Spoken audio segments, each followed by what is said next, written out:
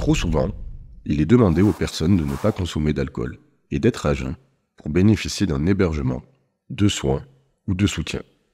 Cette condition met en difficulté les personnes en les encourageant à consommer dans de mauvaises conditions, par exemple dehors, debout, seuls, rapidement, ou bien à dissimuler leurs habitudes de consommation.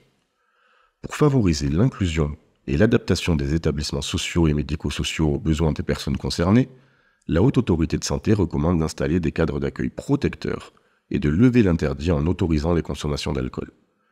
Pour accompagner ces changements, l'approche RDR Alcool propose aux professionnels de repenser la manière dont ils accueillent les personnes afin d'atteindre l'objectif d'inclusion. Pour ce faire, elle porte une attention particulière à l'ambiance et à la convivialité de l'accueil, à l'animation du lieu et à la sécurisation des personnes. Pour commencer, les pratiques de RDR Alcool vont tout particulièrement s'intéresser à l'ambiance et à la convivialité de l'accueil. Il s'agira de favoriser une atmosphère chaleureuse à l'aide d'une architecture étudiée en termes de couleurs, mobilier, plantes, etc.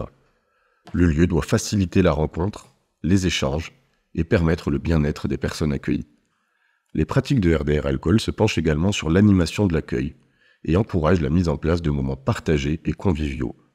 L'objectif est de mettre chaque personne dans les meilleures conditions possibles, d'optimiser les expériences vécues et donner envie de rester ou de revenir. Il revient aux professionnels d'être disponibles et accessibles pendant ces moments. Les règles liées à la consommation d'alcool dans les espaces collectifs seront définies et adaptées à chaque lieu. La consommation sera régulée et accompagnée par les équipes. Ces nouvelles règles devront être lisibles et connues des personnes qui fréquentent le lieu. La mise en place d'une signalétique RDR Alcool est à prévoir, car la possibilité de consommer de l'alcool dans les dispositifs est encore méconnue par les personnes accueillies. Au-delà de l'affichage, les intervenants auront le souci de rappeler la possibilité de consommer aux personnes, car sinon, elles ne s'autoriseront pas à le faire par crainte d'être jugées. Pour finir, ces nouvelles modalités et pratiques font du lieu d'accueil un espace de sécurisation.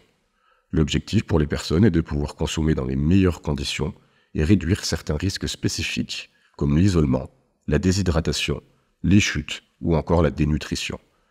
Les professionnels seront chargés de faciliter l'accès à des boissons hydratantes, à de l'alimentation, à des espaces confortables et à des messages RDR Alcool.